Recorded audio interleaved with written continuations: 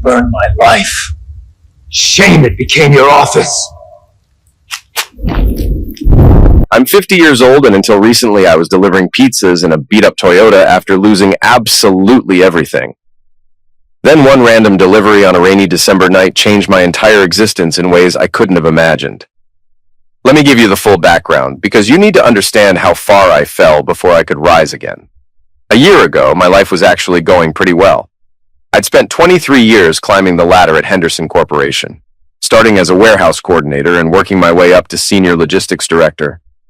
I managed a team of 42 people, and we'd won Manager of the Year 3 times running. Nothing fancy, but I had a corner office overlooking the Philadelphia skyline, a house in Bryn Mawr, and genuine respect from my colleagues. People actually listened when I spoke in meetings, and my strategies saved the company millions over the years. My kids were absolutely crushing it in life. My daughter Emma was in her final year at Temple University's nursing program, pulling straight A's while volunteering at Children's Hospital every single weekend. She was the kind of kid who'd spend her Friday nights helping sick children instead of partying. My son Marcus had just made partner at McKenna and Associates at age 31, the youngest in the firm's entire history. We had Sunday dinners twice a month at my place, where Emma would pass the mashed potatoes and tell me I needed to start dating again because 50 was still young these days. I'd laugh and say I was focused on my work, and after their mother, I'd had enough excitement for one lifetime. Marcus would crack jokes about their mom trying to convince us to invest in pyramid schemes years ago. We could actually joke about it by then. I'd been divorced from Sandra for 8 years by this point. The marriage had fallen apart because she constantly needed more of everything. More money, more status, more prestige, more attention. Nothing was ever enough for her. After the divorce, she bounced between relationships with guys who had money. She left me for a real estate developer who went bankrupt within 2 years. Last I'd heard before everything went down, she was working as a receptionist at a dental office. The kids and I were genuinely better off without the constant fighting and drama that had defined our household when she lived with us. My mother Dorothy had raised me completely alone after my dad Michael died in a car accident when I was just 2 years old.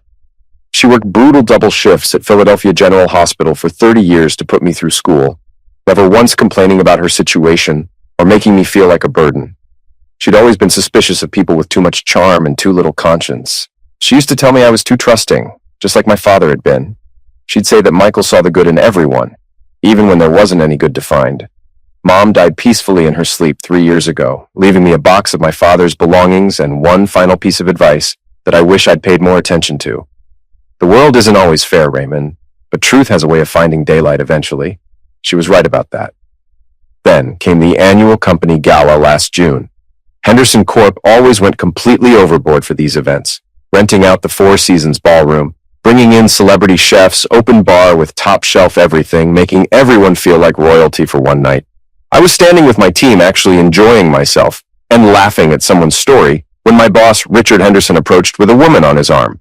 Richard was this larger-than-life billionaire personality who commanded every room he entered. He had that voice that made boardrooms go silent. He boomed out that he wanted me to meet his fiancée properly. When the woman turned around, my blood turned to absolute ice. It was Sandra standing there in a designer gown that probably cost more than I made in a month, covered in diamonds that caught the light, wearing that familiar predatory smile I remembered too well. Richard acted like it was completely normal and even amusing that his fiancée was my ex-wife. Small world, right? Sandra suggested we should all have dinner sometime like mature adults. The way she said it made my jaw clench. She said she'd love to hear how the kids were doing, like she hadn't missed 8 years of birthdays, graduations, holidays, and every other milestone. I forced a smile, made my excuses, and got out of there as quickly as possible. My assistant Janet found me on the balcony later trying to compose myself. She asked if I was okay because that looked rough in there. I told her it was fine, just ancient history. She said if I didn't mind her saying so, I should be careful because that woman looked at me like a cat who just spotted a wounded mouse. Janet was absolutely right, but I didn't realize how right until it was way too late. Over the following weeks, Sandra started appearing everywhere at work. She'd drop by to have lunch with Richard and always made sure to stop by my department to say hello. She'd attend meetings she had absolutely no business being in, sitting next to Richard, whispering in his ear while looking directly at me. It was psychological warfare, and I knew it, but I couldn't do anything about it. What was I going to do? Tell my billionaire boss that his fiancée was making me uncomfortable?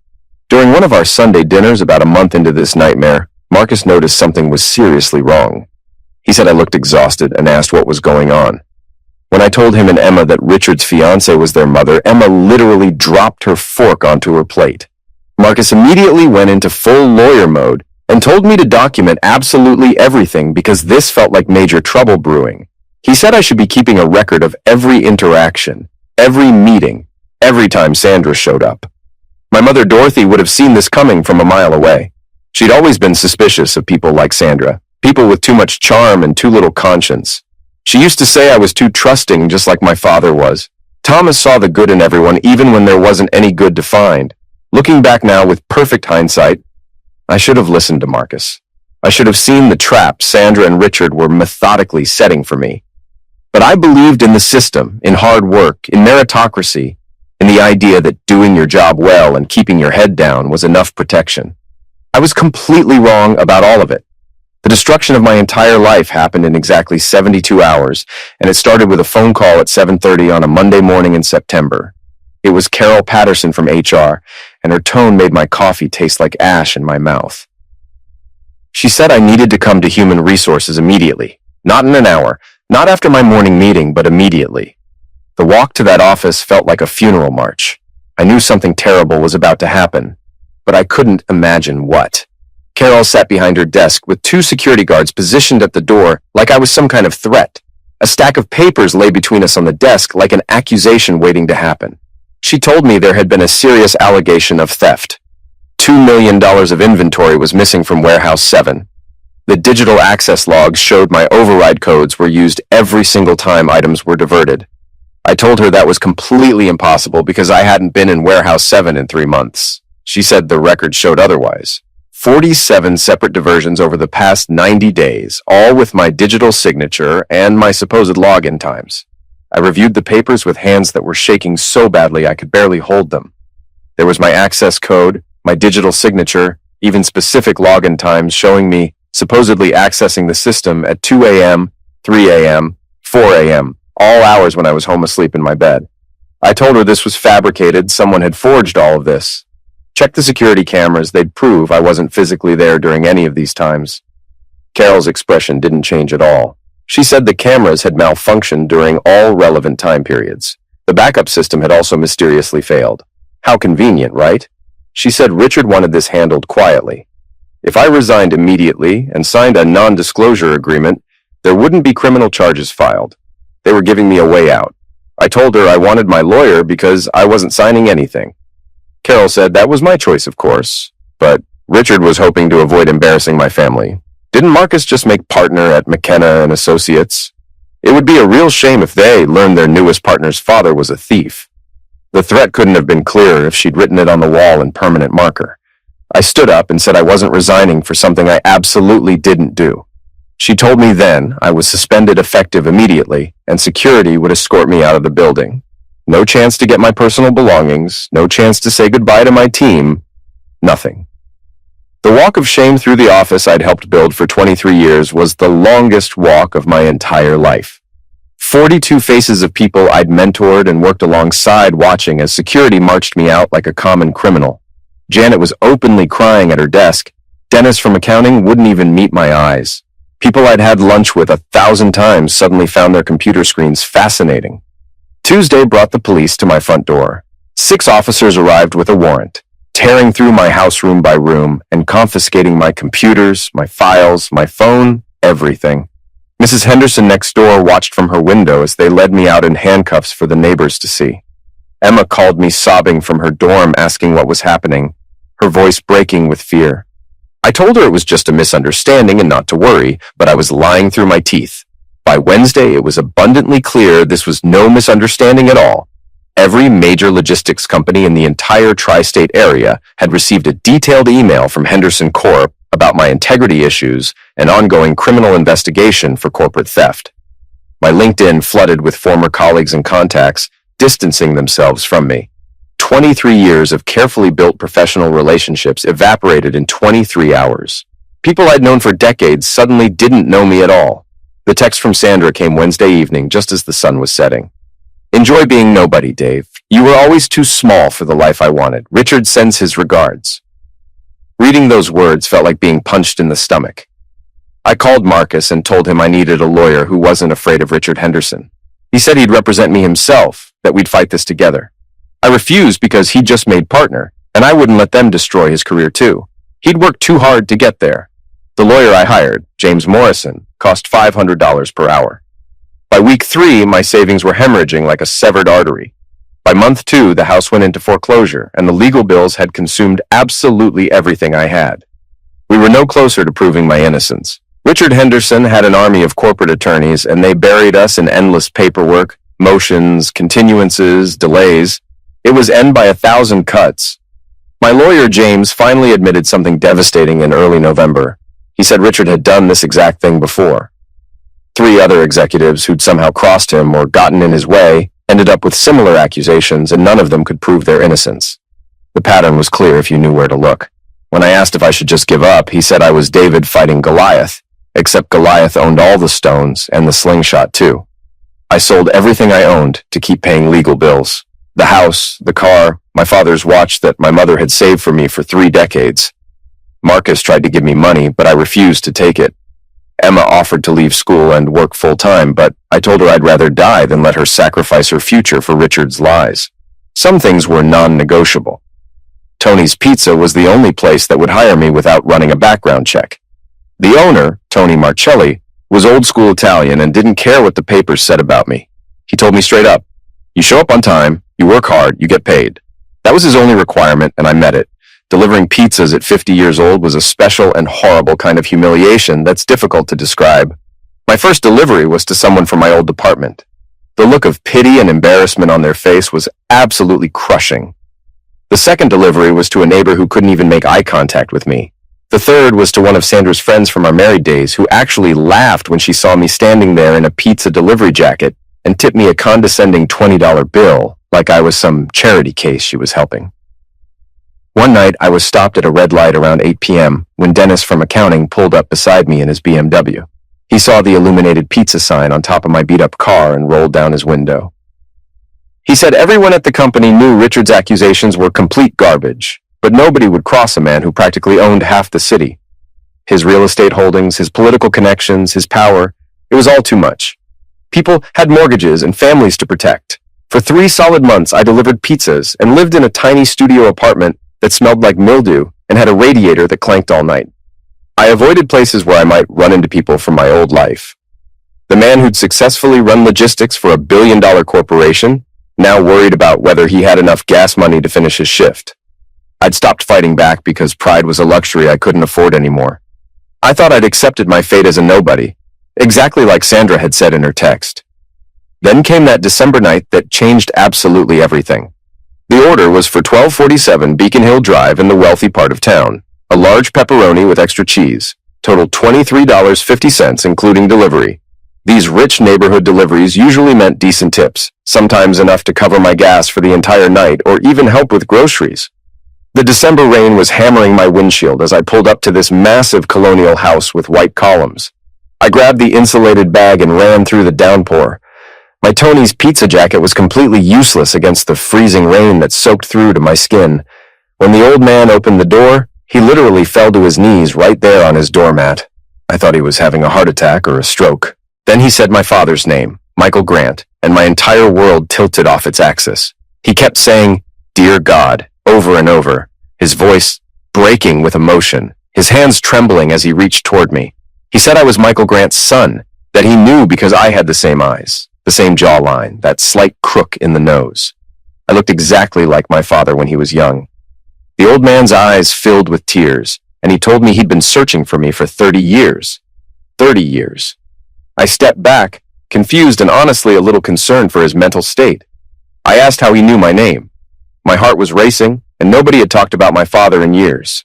He died when I was 2, and my mother had taken most of his memories to her grave 3 years ago. I barely knew anything about the man. The old man struggled to his feet, saying his name was George Parker, and he'd been my father's business partner. They started a company together back in 1982, and my father owned 50% of it. George grabbed my arm with surprising strength for a 78-year-old, and literally begged me to come inside. He said what he was about to show me would change everything about my life. I should have left right then. I had 3 more deliveries getting cold in my car. I was already running behind schedule, and this seemed crazy. But something in his voice, this desperate mixture of joy and urgency, made me follow him into his house. The living room looked like a museum dedicated to the past. Black and white photographs covered every surface and wall. Documents in frames lined the walls, and boxes of papers sat stacked in corners collecting dust. The pizza bag dropped from my numb fingers as George grabbed a specific photograph from the mantel with shaking hands. He showed me 2 young men in hard hats and work clothes standing in front of a massive tract of empty swampland. That was my father and George the day they signed the incorporation papers for Parker Grant Developments. My throat went completely dry. My father looked exactly like me at 25, down to the slight scar above his left eyebrow that I'd gotten from falling off my bike as a kid. George explained, his words tumbling out like a dam had burst after 30 years. He and my dad met at a construction site in Jersey. They were both foremen, both dreamers who spent lunch breaks talking about making it big someday, about building something that actually mattered in the world. Then the riverside land came up for auction, 60 acres of swampland that nobody wanted, worthless wetlands 30 miles from the city. He pulled out a yellowed document, the original incorporation papers for Parker Grant Developments. My father had scraped together $50,000, his entire life savings plus a loan against my parents' house. George matched it dollar for dollar. They were equal partners, 50 split on everything. Everyone they knew laughed at them. Who builds on swampland 30 miles from anywhere? My mother never mentioned any of this, I said, my voice hoarse. George nodded sadly and said that's because they failed, or thought they did. The city rejected their development permits 6 times. The environmental board said the land was protected wetlands and couldn't be developed. My father was devastated. He'd risked everything, mortgaged our family's entire future on this dream. 2 months later, he died in that car accident on Route 76, thinking he'd ruin my mother's life and mine before I was even born. George's eyes filled with tears as he continued. He went to the funeral, and my mother was 8 months pregnant with me, completely broken by grief. When George tried to explain about the company and the partnership, she screamed at him to get out. She said she never wanted to hear about Michael's failed dreams again. She moved away right after I was born, covering her tracks deliberately. George hired private investigators, but my mother, Dorothy, was determined to disappear. He walked to a filing cabinet and pulled out folder after folder, decades of documentation. Then he told me what changed everything. 6 months after Michael died, the state announced a new technology corridor initiative. Suddenly, their worthless swampland was prime real estate. The permits were approved overnight. But George couldn't find me or my mother to tell us the good news. So I asked if he developed it alone. George shook his head firmly. He said he developed it for both of them, always. Every contract, every lease, every single decision. He asked himself what Michael would want. He put my father's 50% in a trust, collecting rent, accumulating interest, waiting for the day he could find Michael's son and give him his inheritance. George showed me lease agreements going back decades, bank statements, meticulous records of every transaction, 30 years of perfect record keeping. Google built their East Coast headquarters on Lot 15. Microsoft was on Lot 23, 3 major hospitals, 47 office buildings, 2 shopping centers, all paying monthly rent to Parker Grant Developments. The numbers were absolutely staggering. He opened a recent bank statement and pointed to the number at the bottom, $823 million. That was my father's accumulated share as of today. But he said there was something more important than the money I needed to know about. He pulled out a specific lease agreement, and my blood froze solid in my veins. Richard Henderson's signature stared back at me from the page. Henderson Industries had been their anchor tenant for 15 years. Lot 47, the crown jewel of the entire corridor. His entire operation, all of it, ran from that building on our land. George explained that the lease came up for renewal next month. I was literally shaking as I asked if he was telling me Richard Henderson had been renting from us this whole time. George nodded and said yes, and there's more. There was a morality clause he'd insisted on in every single lease they wrote. Any tenant convicted of fraud, theft, or unethical business practices could be evicted with just 30 days' notice. My father had wanted only honest, ethical businesses operating on their land.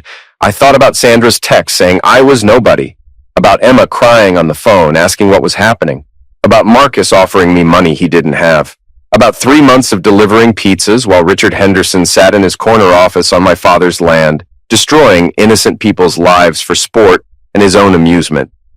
I told George I needed him to introduce me to his lawyers, the very best ones he knew. He smiled and said it was already done. Patricia Chen from Chen & Associates was expecting my call first thing in the morning. He said my father would be so proud that I'd survived what would have broken most men. I told him I hadn't survived yet, but Richard Henderson was about to learn what it feels like when the ground shifts beneath your feet. The lawyers confirmed everything within one intense week. Patricia Chen's team worked around the clock, verifying every single document, establishing my inheritance beyond any legal doubt, and most importantly, reviewing every lease agreement on Parker Grant property with a fine-tooth comb. The morality clause George had insisted on was ironclad, written in language so precise that even Richard Henderson's army of corporate lawyers couldn't dispute it. Patricia explained that I didn't just own the land under Henderson Industries. I owned the leverage to completely destroy him. His entire operation depended on that specific location. The specialized manufacturing equipment alone would cost over $50 million to relocate to a new facility, and that's if he could even find suitable space, which would take months or years. I asked how soon we could move forward with this. She said we already had. She'd filed all the paperwork establishing my ownership and sent formal notice that I'd be personally reviewing all lease renewals going forward. Richard's attorneys had been calling her office non-stop ever since the notice arrived. My phone buzzed with Sandra's number. I let it ring out. The following morning, I sat in my beat-up Honda outside Henderson Industries, holding the folder that contained Richard's entire future in my hands. The building towered 40 stories above me, all glass and steel and modern architecture built on top of my father's dream. The security guard who used to wave me through every single morning now looked right through me like I was invisible. But that was about to change in approximately 30 minutes. My phone rang again. This time I answered it. Sandra's voice was tight with barely controlled panic. She said Richard was completely freaking out about some lease issue and his lawyers were saying something about ownership changes on Lot 47. She asked if I would know anything about this situation. I told her actually yes, I did know about it. Her new landlord wanted to discuss Richard's recent business practices in detail. The meeting was in 20 minutes. She could tell Richard that the boring man she'd left, the nobody, now owned the ground his entire empire sat on. The silence on the other end was absolutely beautiful. Then came the shriek. She said that was impossible, that I delivered pizzas for a living. I said not anymore and told her I'd see her in the conference room shortly. Then I hung up while she was still talking. I walked through that lobby in my best suit, the one I'd managed to save from my old life.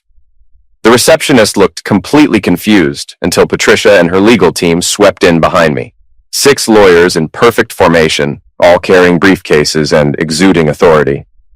We announced we were there for the emergency meeting with Richard Henderson. Conference room A, Patricia said calmly. The elevator ride to the 40th floor felt like ascending to justice itself. When we entered the conference room, Richard was already there with his entire legal team assembled. 12 lawyers arranged like a defensive wall. Sandra sat beside him and her face was pale under the fluorescent lights, her perfectly applied makeup not quite hiding her fear.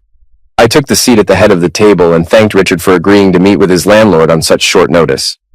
Richard's face went from confused to furious to absolutely terrified in about 3 seconds flat. Patricia slid the ownership documents across the polished conference table.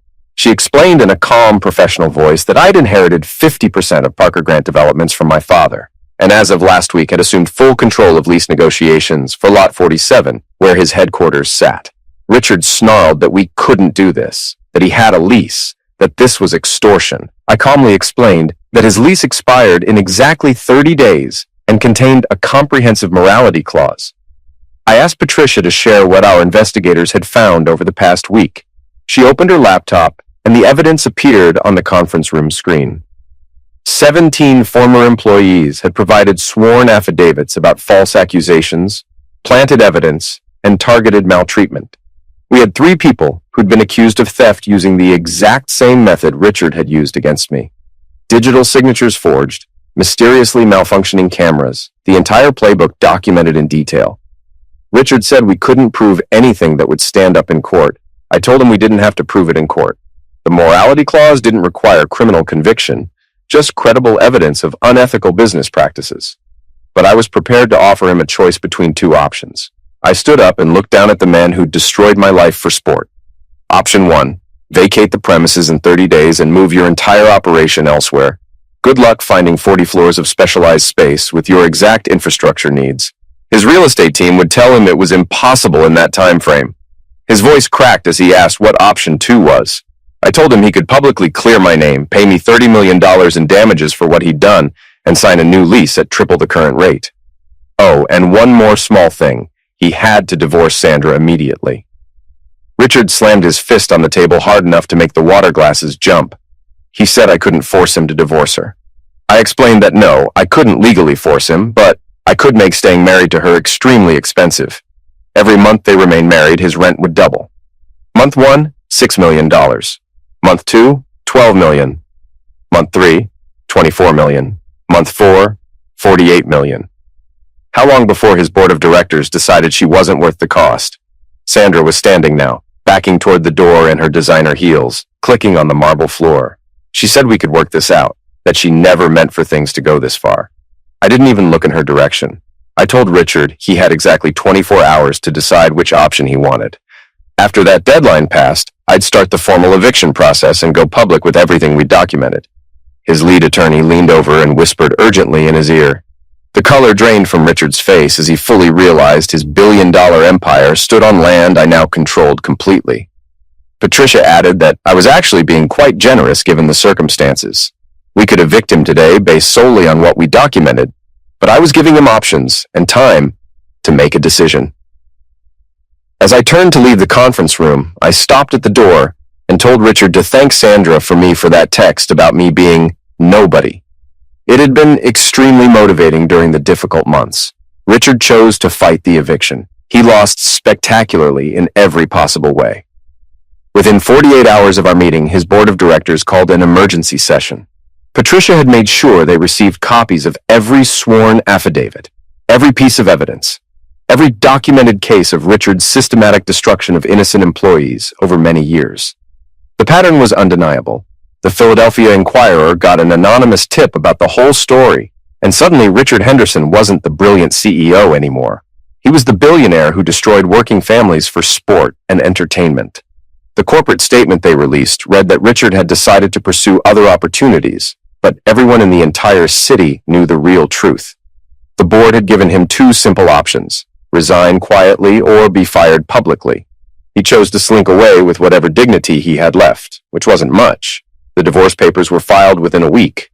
Turns out, when you marry someone specifically for their money and power, and the money suddenly disappears, so does the marriage. Sandra sent dozens of texts, each more desperate than the last, begging me to talk to her, to give her another chance. She even showed up at Tony's Pizza one night while I was working. I still delivered pizzas on Friday nights, even though I absolutely didn't need the money anymore. Tony had given me dignity and a job when the rest of the world had written me off completely, and that loyalty meant more to me than any corporate title ever could. Some debts can't be repaid with money. Sandra stood in the rain outside the restaurant, looking nothing like the confident woman who destroyed me 6 months earlier. She begged for just 5 minutes of my time. I walked past her to my car and told her that her order would be ready in 15 minutes if she wanted to wait inside. She said she was sorry and asked if that was what I wanted to hear. I stopped and turned around. I told her no. She wasn't sorry for what she actually did to me. She was sorry she got caught. She was sorry the money was gone. She was sorry she'd backed the wrong person. Her pizza would be $23, 50 cents total. She threw the money at me and left crying. That was the last time I ever saw Sandra. The 17 former employees Richard had systematically destroyed over the years each received $2 million from the settlement fund we established. Dennis, from accounting, who'd been forced out 3 years earlier on completely false charges, cried when he got the call. He told me I hadn't just saved myself, I'd saved all of them and their families. George Parker became the grandfather I'd never had. We spent countless evenings going through my father's old papers, learning about the man I'd never known. Michael Grant had been a dreamer, but more importantly, he'd been a man who believed business should lift entire communities up, not destroy them for profit. George told me something my father always used to say. Wealth without purpose is just paper, but wealth with purpose can change the world. Those words became my guiding principle. We converted half of the Riverside Technology Corridor into affordable housing specifically for displaced workers and families. We launched the Michael Grant Foundation with a $100 million endowment dedicated to helping families affected by corporate retaliation and false accusations. In just the first year, we helped over 300 families get back on their feet and rebuild their lives. Emma graduated debt-free with honors and now runs the medical clinic we built in North Philadelphia, providing completely free healthcare to families who can't afford insurance. At the ribbon-cutting ceremony, she told me that falling down doesn't define you. Getting back up does. Marcus started his own law firm specializing in defending employees against corporate maltreatment and retaliation. His very first case was pro bono, defending a janitor who'd been accused of theft by his employer using the same tactics. We won that case decisively. The janitor's young daughter sent me a hand-drawn thank you card that sits on my desk next to my father's picture. My granddaughter Sophie, Marcus's newborn daughter, will grow up in a world where our family name means something important and positive. Not because of money or power, but because when we got power, we made the deliberate choice to use it to protect people who didn't have any. Standing in my father's old office one evening, which is now mine, George placed his hand on my shoulder. He said Michael would be so incredibly proud that I didn't just reclaim wealth. I reclaimed my father's original dream of using success to lift other people up. I looked at the framed photo of my father on the wall. That young man full of hope and dreams, standing in front of worthless swampland nobody else wanted. He died thinking he was a complete failure, never knowing he'd actually built an empire. But more importantly, he'd built it with integrity, with clauses demanding ethical behavior, with a vision that business should serve communities rather than destroy them for profit. The best revenge wasn't the money or the power. It wasn't watching Richard lose everything or reading Sandra's desperate texts begging for another chance. The best revenge was the photo I sent Sandra on what would have been her first wedding anniversary with Richard. It showed me handing keys to a young single mother, another sufferer of corporate retaliation, as she moved into her new apartment in our affordable housing complex with her 2 children. The message I included read, "This is what being somebody actually looks like." She never responded to that message, but I didn't need her to respond. I'd learned the most important lesson of all through this entire experience. Sometimes being nobody is just the universe's way of preparing you to become somebody who actually matters and makes a difference. Sometimes the ground beneath your feet isn't pulling you down. It's getting ready to lift you up higher than you ever imagined possible. My father left me more than $800 million in assets and property. He left me purpose and integrity and a blueprint for how to use power responsibly. And that legacy is worth more than any amount of money could ever be.